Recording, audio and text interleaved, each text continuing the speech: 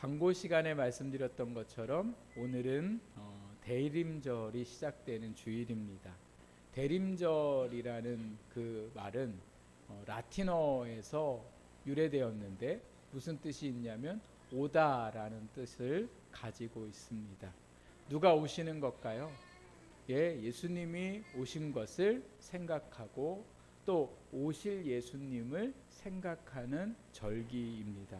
저희가 4주 동안 성찬절을 맞이하기 전에 이 주일을 지키게 되는데 예수님을 깊이 묵상하는 시간들입니다.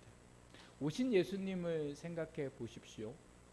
여러분, 아기가 태어날 때에 누구보다 아기에게 잘해고 주고 싶은 마음이 부모의 마음입니다.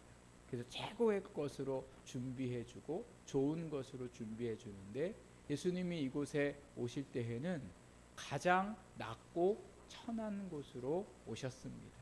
그 이유는 하나님의 말씀을 이루시기 위해 오신 거죠. 그래서 예수님은 오실 때부터 하나님의 말씀을 이루시고자 이 땅의 부유함이나 또 이 땅의 즐거움이나 이러한 것들을 위해 오신 것이 아니라 하나님의 뜻을 이루기 위해 오셨다는. 그래서 오늘 우리도 이 땅에 우리의 삶의 목적이 내가 즐기고 평안하고 누리려고 살아가는 게 아니라 하나님의 뜻을 이루려고 우리가 살아가는 우리의 신앙이 되어야 하는 거죠. 그러면서 예수님이 이 땅에 오셔서 살아가시는 동안 사랑하시고 섬기시고 겸손했던 모습으로 우리에게 본을 보이셨습니다. 그러니 오늘 우리도 주님을 생각하면서 사랑해야 합니다. 사랑하기가 어려운 사람들이 많습니다. 가까이 있는 가족들도 얄밉고 미울 때가 있지만 그래도 오늘 우리가 더 사랑하고, 교회 안에서 성도들이 못마땅할 때도 있고 얄미울 때도 있지만 교회 안에서도 더 사랑하고, 직장에 나가서는 이루 말할 수 없는 사람들을 만나게 됩니다. 그러나 우리가 먼저 겸손히 그들을 섬기고 사랑하고 나가야 되는 것이 바로 주님을 따르는, 예수님을 믿는 우리의 모습이라 생각이 됩니다. 그래서 우리가 모든 순간들마다 주님을 생각하면서 내가 주님처럼 살아가야지 라고 생각하는 기간이 바로 이 대림절 4주 동안의 시간들입니다. 아마 4주 동안 예수님만 생각하며 살아도 우리의 삶에 많은 변화가 있을 거라 생각합니다. 그리고 마지막으로 우리가 기억해야 할 예수님은 다시 오실 예수님. 그 예수님이 다시 오신다고 말씀하셨으니 그 오실 예수님을 우리가 기다리면서 어떻게 살아가야 할까? 그것을 오늘 우리가 묵상하면서 살아가야 되겠죠. 예수님은 우리가 살아있는 동안 오실 수도 있고, 아니면 예수님이 오시지 않아도 우리가 우리의 생명이 끊어져서 육체적인 죽음을 맞이하여서 주님 앞에 먼저 갈 수도 있습니다. 여기서 중요한 건 언제 예수님이 오실지도 모를 뿐만 아니라 우리가 언제 먼저 주님 앞에 갈지도 모르는 것이 오늘 우리의 인생이라는 거죠. 그래서 우리가 해야 할 일은 주님 맞을 준비를 하면서 우리의 삶을 살아가야 되더라는 겁니다. 하나님께서 오늘 우리에게 주신 이 말씀은 교회가 오랜 역사 동안 이 대림절을 맞이할 때에 함께 읽고 묵상했던 본문의 말씀입니다. 이 말씀은 예수님이 십자가에 죽으시기 3일 전에 제자들에게 하신 말씀이 오늘 우리가 읽었던 말씀의 내용인데요. 우리가 앞서 읽지는 않았지만 이 앞에 있는 말씀에 보면 예수님이 멸망의 또 한 가지를 말씀하셨는데 그게 무슨 멸망에 대한 말씀이었냐면 예루살렘의 멸망에 대한 말씀을 하셨습니다. 그리고 오늘 내용의 말씀은 마지막 이 땅의 종말이 올 때에 예수님이 오셔서 마지막 때를 말씀하고 계시는 것을 오늘 우리가 보게 됩니다. 예수님의 기다림, 예수님의 오심을 기다리는 오늘 우리가 이 말씀을 보는 이유는 그 주님의 말씀을 보면서 예수님이 오실 때에 우리의 삶이 어떠해야 하는가를 말씀하시기 위해서인 거죠. 저는 이 말씀을 보면서 그런 생각이 들었습니다. 왜 예수님이 십자가에 죽으시기 전에 이 말씀을 제자들에게 말씀하셨을까? 왜 예루살렘이 멸망할 것과 이 세상에 예수님이 다시 오시는 날 종말을 맞이할 것에 대해서 말씀하신 이유가 무엇일까? 이런 궁금한 점이 들었습니다. 예수님께서 십자가에 돌아가셨을 때 여러분 생각해 보세요. 제자들은 예수님이 십자가에 돌아가시고 났을 때에 어디에 있었냐면 다락방에 숨어서 있었습니다. 문을 잠그고 있었어요. 그 이유가 어디에 있냐면 예수님처럼 자기들도 붙잡혀가지고 죽을까봐 하는 두려움들이 그 제자들 안에 많이 있었기 때문에 그렇습니다. 근데 이 제자들이 이러한 예수님의 죽음 앞에서 두려워했던 이유는 한 가지 사실을 기억하지 못했기 때문에 그래요. 그 기억하지 못했던 것이 뭐냐면 예수님이 죽으셨다가 3일 만에 부활하시겠다는 말씀을 제자들에게 수없이 말씀하셨음에도 불구하고 제자들이 이 예수님의 말씀을 믿지 못했기 때문에 그런 거죠. 만약 예수님이 죽으셨다가 3일 만에 살아날 것을 믿었다면 제자들이 숨어 있었을까요? 안 숨어 있었을까요? 숨어 있지 않죠. 오히려 사람들이 위협을 해도 뭐라고 얘기할 것 같았습니까? 예수님이 3일 후에 살아나실 거다. 부활하실 거다. 오히려 그렇게 증거하면서 살아갈 수 있었을 텐데 이 제자들이 예수님의 말씀, 부활하신다는 말씀을 기억하지 못하고 그러다 보니까 두려운 마음이 컸더라는 거예요. 그런데 예수님은 정말 말씀하신 것처럼 3일 후에 부활하셔서 두려워서 꽁꽁 숨어있는 제자들에게 찾아오셨고 제자들은 살아계신 예수님을 보니까 그 마음의 두려움이 사라지고 다시 평강의 마음을 갖게 되었습니다. 그리고 나서 제자들은 예수님이 부활하셨으니 이제 계속 예수님과 함께 살아갈 줄 알았는데 예수님은 하나님의 나라로 가셔야만 했습니다. 그때 제자들에게 하신 말씀이 뭐냐? 내가 너희가 본 것처럼 다시 구름을 타고 곧 이 땅에 오시겠다는 약속의 말씀을 제자들에게 하셨습니다. 그리고 성령님을 보내주셨고 제자들이 성령의 충만함을 받았을 때에 당시에 로마의 황제가 기독교를 박해하고 예수님 믿는 사람들을 핍박하고 심지어 죽음에 이르게까지 함에도 불구하고 이 제자들이 두려워 떨거나 그 위협 앞에서 도망치지 않았더라는 거예요. 교회의 역사를 보면 기록되어진 것에 보면 오히려 제자들이 자기들을 죽이려고 하는 사람 앞에 당당히 예수님을 믿음을 고백하면서 순교하는 것을 기뻐하고 자랑스러워했더라는 거예요. 자기를 죽이려고 하는데 도망치지 않고 오히려 순교하고 싶어 했더라는 거예요. 그 이유는 무엇에 있냐면 다시 주님이 오실 건데 그냥 멀쩡히 내가 살다가 내 생명 유지하며 살다가 주님 맞는 게 아니라 오히려 주님을 위하여 내 생명을 버리는 그 일들을 하고 주님을 맞고 싶은 마음들이 그들 안에 가득했더라는 거예요. 무엇이 이들의 죽음 앞에서 두려워하지 않고 핍박 안에서 두려워하지 않게 만들었을까? 그것은 바로 예수님이 다시 오신다는 그 말씀을 뭐 했기 때문에요? 믿었기 때문에 그렇더라는 거죠. 오늘날도 마찬가지입니다.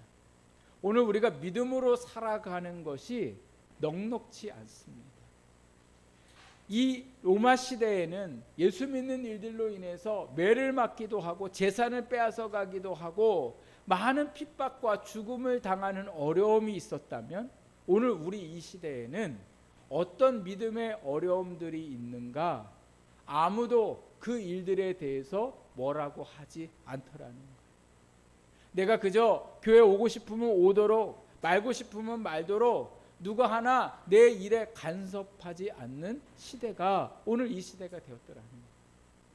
주님 없이도 많은 것을 누리며 살아갈 수 있는 그러한 시대가 되었고 평안하게 살아가고 싶은 마음대로 살 수 있는 시대가 오늘 우리의 시대였더라는 거예요. 그래서 믿음으로 살기가 너무 어려운 시대 속에 오늘 우리가 살아가고 있더라는 거죠. 근데 이러한 상황 가운데에 우리가 믿음을 잃지 않고 또 믿음으로 인해서 겪는 어려움들을 우리가 이기면서 살 수 있는 그 한 가지는 바로 예수님이 다시 오심을, 그 오시는 예수님을 우리가 다시 만난다는 그 말씀을 믿을 때에 우리가 어떠한 환경에서도 믿음의 삶을 살아갈 수가 있게 되더라는 겁니다. 그래서 예수님이 다시 오심을 믿는 사람들은 예수님 앞에서 살아가는 그 믿음의 흔적을 남기려고 하죠. 주를 위해서 시간을 아까워하지 아니하고 내 물질을 아까워하지 아니하고 내 삶을 드리는 것을 아까워하지 않고 살아가게 되더라는 거예요. 왜요? 우리가 주님을 다시 만날 거고 그 다시 만나는 그날 주님이 우리의 모든 삶을 아시고 그 우리의 삶을 구원에 이르도록 하시기 때문에 그렇습니다.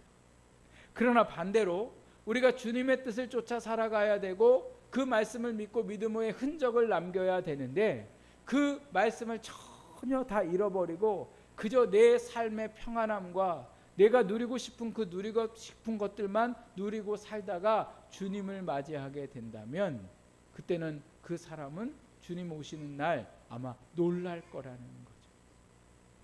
그러므로 오늘 우리가 우리의 삶 속에 주님이 다시 오시는 그 날을 기다리면서 우리 안에 살아가는 믿음이 될 때에 우리가 그 믿음의 삶을 잘 살아가게 될 줄 믿습니다. 예수님이 32절 33절에 이렇게 말씀하셨어요. 우리 같이 한번 읽어볼까요? 내가 진실로 너희에게 말하노니 이 세대가 지나기 전에 모든 일이 다 이루어지리라. 천지는 없어지겠으나 내 말은 없어지지 아니하리라. 예수님이 종말의 때를 말씀하시고 예수님이 오시는 그때 이 땅의 모든 것들이 끝남을 말씀을 하시면서 뭐라고 말씀하고 계세요? 진실로 너희에게 말하노니 이 세대가 지나기 전에. 이 세대는 단순히 예수님이 살고 있었던 사람들의 세대뿐만 아니라 모든 인류가 존재하고 있는 그때에 예수님은 어떻게 하시겠다는 거예요? 다시 오시겠다는 거예요. 그러면서 천지는 없어져도 예수님의 이 다시 오시겠다는 말씀은 없어지지 않겠다라고 하시는 이 말씀은 반드시 예수님은 어떻게 하시겠다는 거예요? 이 땅에 오시겠다는 겁니다. 오셔서 이 땅을 심판하시고 믿음의 사람을 온전히 구원에 이르게 하신다고 말씀하셨습니다. 그러므로 오늘 우리가 잊지 말고 기억해야 할 것은 주님이 이 땅에 다시 오신다는 것. 이 믿음 안에 오늘 우리 모두가 살아갈 수 있는 저와 여러분의 삶이 되기를 주님의 이름으로 부탁을 드립니다. 노아 시대를 생각해 보세요. 하나님께서 어느 날 노아에게 찾아오셨어요. 그리고 말씀하셨어요. 이 땅에 죄가 너무 가득해서 내가 이 땅을 물로 심판하겠다. 근데 언제라고는 말씀하지 않으셨어요. 그러면서 노아에게 뭐라고 말씀하셨냐면 산에다가 방주를 지어라 이렇게 말씀하세요. 여러분 배는 어디에다가 지어야 돼요? 바다에다 지어야 되죠. 그런데 산에다 지으라고 하셨어요. 그 이유는 물로 심판할 때에 그 물이 어디까지 차오르기 때문에 그래요? 산 위에까지 차오르기 때문에 그렇죠. 베드로후서 말씀에 보면 노아가 이 말씀을 듣고는 사람들에게 복음을 전해요. 이제 얼마 있으면 하나님이 이 땅을 물로 심판하실 테니 여러분 죄에서 떠나오시고 이제 하나님을 온전히 믿는 믿음이 되십시오. 노아 이야기를 처음에 듣고 사람들이 긴장했어요. 야, 정말 예수님, 하나님이 이 땅을 물로 심판하실 수 있겠구나. 그래서 다시 믿음의 삶을 살고 죄 가운데 빠지지 않고 살아가다가 시간이 지나고 났는데도 불구하고 하늘을 바라보니까 비가 오기는커녕 물난리가 전혀 날 것 같지 않았더라는 거죠. 근데 시간이 얼마나 지나요? 100년의 시간이 지납니다. 그리고 100년이 지나고 나서 하나님이 말씀하신 대로 그 땅에 비가 내리기 시작하고 땅에 지하수들이 올라오고 놀라운 일들이 일어나기 시작하면서 그 안에 물로 인하여 심판받는 역사가 일어나게 되었습니다. 사람들이 노아에게 그만하라고, 비도 안 올 것 같고 물난리도 안 일어날 것 같으니 배도 그만 만들고 이제 정신 차리고 똑바로 살라고. 그런데 노아는 사람들의 말을 듣지 않고 뭐 했습니까? 하나님의 말씀을 믿고 여전히 방주를 준비하고, 방주가 다 지어지고 난 날 하나님께서 이 세상을 물로 심판하게 되었습니다. 그리고 노아는 구원받고 노아의 말을 듣지 않았던 사람들은 심판을 받는 일들이 일어나게 됐습니다. 예수님이 오시는 것도 마찬가지입니다. 오늘 저와 여러분이 정말 주님이 다시 올 것을 믿고 있습니까? 그렇다면 오늘 우리는 믿음의 방주를 짓고 있어야 됩니다. 내 신앙의 흔적을 남기고 있어야 되는 거죠. 내가 무엇을 위해 어떻게 살 것인가를 생각할 때에 내가 믿음의 삶을 살고자 하는 결단과 헌신이 오늘 우리에게 있어야 할 줄 믿습니다. 그럼 어떻게 예수님이 오시기 전까지 우리가 살아가야 될까? 먼저 예수님이 오시는 그날 징조들이 보일 거라고 말씀하셨어요. 그래서 우리가 읽었던 그 말씀에 보면 1월 성신의 징조가 있을 거다, 이런 말씀을 하고 계세요. 25절에 그런 말씀을 하고 계시는데, 마가복음 말씀에 보면 마가가 좀 더 자세하게 예수님이 오시기 전에 징조들에 대해서 말씀을 합니다. 마가복음 13장 24절에서 25절 말씀인데 우리 앞을 보시고 한번 같이 볼까요? 그때에 그 환난 후 해가 어두워지며 달이 빛을 내지 아니하며 별들이 하늘에서 떨어지며 하늘에 있는 권능들이 흔들리리라. 아멘. 예수님이 오시기 전에 여러 징조가 일어나는데 해와 달과 별들이 이상기후로 인해서 그 일들로 인해 자연의 재해를 입게 되더라는 거죠. 현재 우리가 이상기후를 겪고 있습니다. 얼마 전에, 며칠 전에 눈이 내렸잖아요. 여기 청주에는 눈이 얼마 안 내렸는데 음성에는 눈이 엄청나게 많이 내려가지고 심지어 눈에 깔려서 돌아가신 분들도 있었고, 또 인삼밭이 다 망가져가지고 제가 뉴스를 보니까 그 주인 아주머니가 막 눈물을 흘리면서 인터뷰하는 모습을 보면서 참 안타까운 마음들이 들었습니다. 근데 기상 예측 이래 지금까지 이렇게 많은 눈이 내린 적이 없더라는 거예요. 또 전 세계적으로 보면 비가 너무 많이 내려서 홍수가 일어난 사건들이 올해에도 여러 나라에서 있었고, 또 날씨가 너무 더웠는데 전문가들에 의하면 여러분, 저희가 올해 겪은 여름이 어쩌면 가장 시원한 여름이 될 수 있다, 이렇게 말해요. 그러니까 내년부터는 더 더운 여름을 우리가 맞이할 수 있다라는 거예요. 이러한 환경들이 오염되어지고 또 이러한 일들이 계속해서 일어나는 이유는 뭐 때문에 그렇습니까? 우리가 자연을 아끼지 않아서 그런 거죠. 인간의 욕심을 냈기 때문에 그런 건데, 이 모든 것에 있어서 우리가 한 가지 더 기억해야 할 것은 이러한 자연의 재해가 곧 뭐를 의미하고 있다고요? 예수님이 오실 날들이 가까워지고 있더라는 거예요. 그래서 이러한 날들 속에 우리가 어떻게 살아가야 할까를 예수님이 두 가지를 말씀하셨는데, 첫째는 뭐냐? 하나님의 나라가 가까이 온 줄 알고 스스로 조심해야 한다, 이렇게 말씀하세요.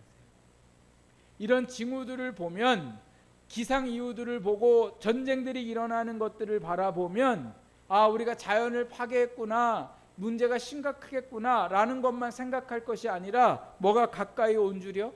하나님의 나라가 가까이 온 줄을 오늘 우리가 깨닫고, 그 다음에 뭐라고요?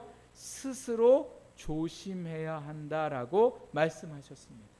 34절에 보면 스스로 조심하라고 하면서 무엇에 스스로 조심해야 되는가를 말씀하고 있는데, 방탕함과 술 취함과 생활의 염려로 마음이 둔하여지지 않도록 우리가 뭐예요?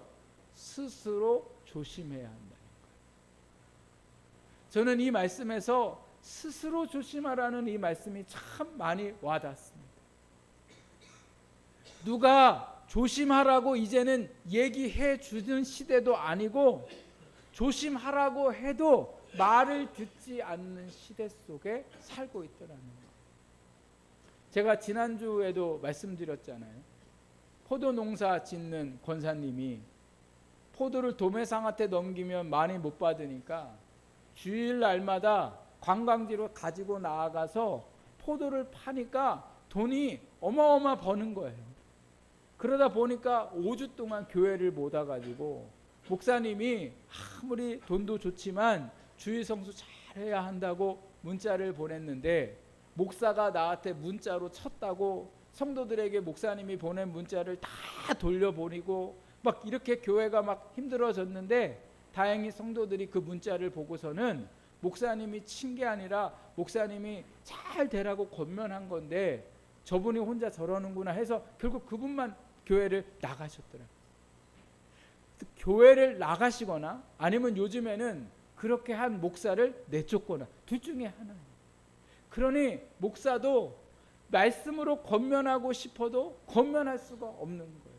왜요? 들으려고 하지도 않고 오히려 교회에 분란이 일어나고 아니면 목사가 쫓겨나든 하니까 지금은 목사도 권면 못하고 권면을 해도 듣지 않는 시대 속에 우리가 살고 있더라는 거예요. 그래서 스스로 조심하셔야 돼요. 스스로 조심하세요. 제가 뭐라고 안 그럴 테니까 스스로 조심하셔야 된다는 거예요. 스스로. 내가 마음이 둔하여지지 않도록 스스로 조심해야 하더라는 거예요. 뭐에서요? 방탕하면서. 여러분, 방탕함이 뭡니까? 자기의 자리를 지키지 못하고 자기가 해야 할 일들을 하지 아니하고 그저 게으르고 나태해져서 살아가고 있는 것이 방탕함이에요. 하나님이 오늘 우리를 성도로 부르셨어요. 성도에 맞게 주일날 하나님 앞에 예배드리고 믿음의 삶을 살아가야 하는데, 오늘 우리가 다 방탕해져서 내게 맡겨주신 직분들을 잃어버리고 그저 내 하고 싶은 대로 내 즐거움을 쫓아서 살아가고 있는 자체가 바로 뭐예요? 방탕함이에요. 그 방탕함이 내 마음을 어떻게 해요? 둔하여지게 만들어요. 영적으로 민감해지지 못하게 하더라는 거예요. 주일날 한번 계속 빠져보세요. 그러면 내가 영적으로 민감해질 수 있나? 민감해질 수 없더라는 거예요. 놀러 갈 때가 너무 많아서, 갈 때가 너무 많아서, 일들이 너무 많아서 주일날 계속 빠져보세요. 내가 방탕해지고 마음이 둔하여질 수밖에 없더라는 거예요. 또 뭐라고 말씀하고 있습니까? 술 취함으로 인해서 마음이 어두워지지 않도록. 술 취함은 우리가 먹는 알코올도 술 취함이고, 세상에 취하는 것도 술 취함입니다. 세상에 취하는 거예요. 즐거움에 취하고 사람에 취하고 내가 중요한 것들에 취해가지고 내가 믿음으로 삶을 살아가야 함에도 불구하고 그것을 지키지 못하고 있더라고요. 공부해야 할 학생이 컴퓨터에 취해갖고 게임에 취해가지고 매일 그 일들을 하면서 살아간다고 생각해 보세요. 그 결과의 삶이 어떨까? 여러분, 우리는 너무나 잘 알고 있습니다. 또한 여기 뭐라고 말씀하고 계세요? 생활의 염려로 마음이 둔하여지지 않도록 스스로 조심하라. 보릿고개라는 그 시대 속에는 오늘 내가 뭐를 먹을까, 이게 늘 고민이었잖아요. 밥은 온데간데 없고 내가 정말 보릿쌀이라도 먹을 수 있었던 그때가 되었으면 좋겠고, 아니면 라면이라도 배불리 먹을 수 있었던 그때를 생각하면서 그 어려운 생활의 염려 속에 살아갔다면, 오늘 우리의 생활의 염려는 전혀 그렇지 않더라는 거예요. 남들은 더 좋은 집에 살고 새 아파트에 사니까 나도 그렇게 살아야 되는데 못 사니까 그게 내게 염려고, 남들이 더 좋은 연봉을 많이 받는데 나는 그 연봉에 미치지 못하는 삶을 사니까 그게 우리의 염려고, 우리 아이들은 이 학원밖에 못 보내는데 다른 애들은 더 좋은 학원에 더 좋은 학군에 살고 있어서 그것 때문에 오늘 우리 안에 염려가 가득하더라고요. 차가 있는데 다른 사람들은 더 좋은 차를 타니까 내가 그 차를 타지 못하니까 그게 또 염려. 그 염려 때문에 우리가 마음이 둔하여지더라는 거예요. 참 우리가 쉽게 말을 할 때 이런 말들 제가 너무나 자주 들어요. 아니면 하나님이 막으시겠지. 그렇게 하고 자기가 하고 싶은 대로 해요. 분명 하나님은 그것을 아니라고 얘기하셨어요. 그것대로 가면 내가 믿음의 삶을 살기 어려워요. 그러면 가지 말아야 돼요. 그런데 우리가 괜찮겠지라고 생각하면서 그 길을 걸어가면서 뭐라고 얘기하냐면 아니면 하나님이 막으실 거라는 거예요. 그건 여러분 하나님을 시험하는 거예요. 적게 벌어도 내가 좀 적게 누려도 하나님이 원하시는 뜻대로 오늘 우리가 살아가야 할 줄 믿습니다. 그 이유는 우리의 마음이 자꾸 그것에 끌려가다 보면 둔하여지기 때문에 그래요. 영적인 민감함을 잃어버리기 때문에 그렇습니다. 부모가 얘기해도 말 안 듣는 시대 속에 우리가 지금 살고 있잖아요. 부모님이 믿음 지켜라 얘기해도 자식들이 부모님 말 안 듣습니다. 예배 생활 잘 해라 그렇게 얘기해도 말 안 듣고, 요즘 젊은 세대들 또 이 젊은 사람들이 교회가 어떻다 저떻다라는 얘기를 너무 많이 해요. 그래서 교회 가고 싶지 않다고 얘기해요. 그러면 내가 교회를 가고 싶지 않으면 신앙생활은 잘해야 될 거 아니에요. 그런데 신앙생활을 엉터리로 하면서 교회가 어쩌다 저쩌다 문제가 많다 얘기하는 건 너무나 잘하더라는 거죠.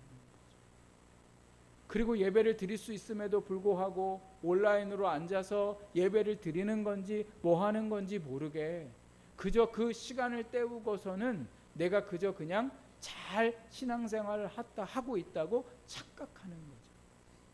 여러분 신앙생활은 우리가 주의를 지키고 하나님 앞에 예배한다는 이 예배의 삶은 단순히 이런 예배를 드리고 나서 집으로 돌아가는 게 아니라 성도들과 함께 교제하고 그 삶을 나누는 데까지가 주의를 지키고 주일날 하나님의 말씀과 하나님의 은혜 가운데 살아가는 모습인데, 예배 드리는 것 외에는 헌신하는 것도 없고 섬기는 것도 없고 함께 교제 나누는 것도 없는 이 시대 속에 우리가 살아가고 있더라는 것.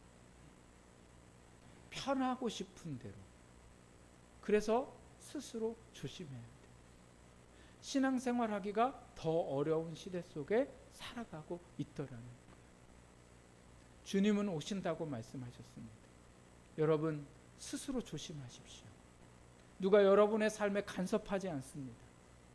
그저 목사가 이렇게 주일날 여러분이 이렇게 살아가야 합니다라고 말씀으로 권면할 뿐, 직접 여러분을 불러다가 왜 신앙생활 그렇게 하냐고, 왜 믿음으로 그렇게 살아가느냐고 여러분을 불러서 혼내지 않습니다.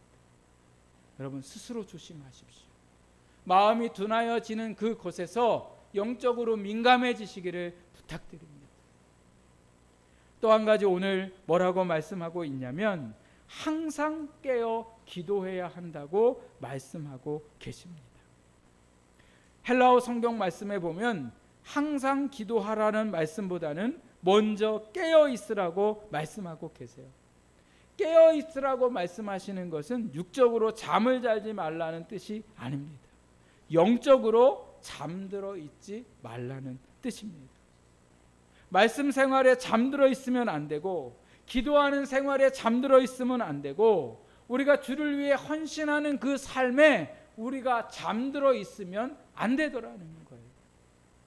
내가 왜 이렇게 됐을까? 내가 왜 하나님 앞에 예배하는 즐거움이 없을까? 내가 왜 하나님의 일들을 하는데 기쁨으로 하지 못할까? 오늘 우리가 그 일들에 잠들어 있다면 오늘도 우리가 다시금 뭐예요? 깨워야 할 줄 믿습니다. 또한 오늘 항상 기도하라고 말씀하셨습니다. 우리가 어떻게 우리의 스스로 마음이 둔하여지지 않도록 그 방탕함에서, 술 취함에서, 세상의 염려에서 살아갈 수 있을까? 우리의 힘으로는 할 수 없습니다. 우리가 할 수 있는 것은 항상 깨어 기도하는 거예요.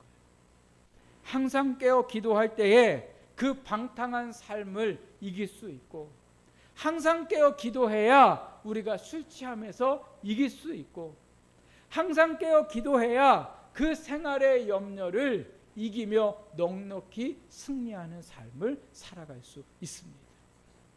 그러므로 오늘 우리가 해야 할 일은 깨어 항상 기도해야 하는 거예요. 다시 기도하십시오. 이제 교회의 달력으로 새해를 우리가 맞이하고 주님을 생각할 때에 예수님은 항상 습관처럼 일어나셔서 기도하셨습니다.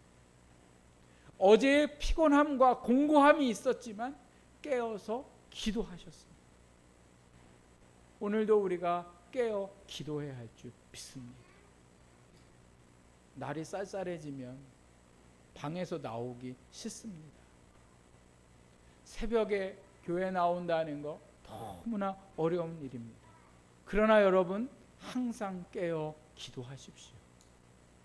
수요일날 직장 갔다가 교회에 나오는 거 너무 어렵습니다. 퇴근하고 집에 오면 몸이 공고하고 추우니까 나가기 싫고, 그렇지만 여러분 그 추위를 깨우시고 하나님 앞에 나와 함께 기도하는 자리로 나오십시오. 내 생각과 내 의지로 믿음을 지키는 게 아니라 항상 깨어 기도해야 우리의 신앙을 유지하고 주님이 오시는 그날 주님 앞에 서게 될 줄 믿습니다. 믿음은 생각대로 되는 게 아닙니다. 얼마나 많은 생각들을 했습니까? 얼마나 많은 결단들을 했습니까? 그런데 안 되잖아요. 왜요? 기도하지 않으니까. 기도하지 않으면 그 생각대로 결단대로 할 수 있는 힘이 없습니다. 기도해야 우리가 그 방탕함에서, 술 취함에서, 세상의 그 염려에서 우리가 승리하게 될 줄 믿습니다. 예수님은 35절에 이렇게 말씀하십니다. 이 날은 온 지구상에 거하는 모든 사람에게 임하리라. 여러분 지금 무엇 때문에 걱정하고 계십니까? 무엇 때문에 내 마음을 쏟고 있습니까? 내가 무엇에다 내 물질을 투자하고 내 시간을 투자하고 있습니까? 오늘 주님 오실 날을 맞이할 수 있는 저와 여러분의 삶이 되기를 주님의 이름으로 축복합니다.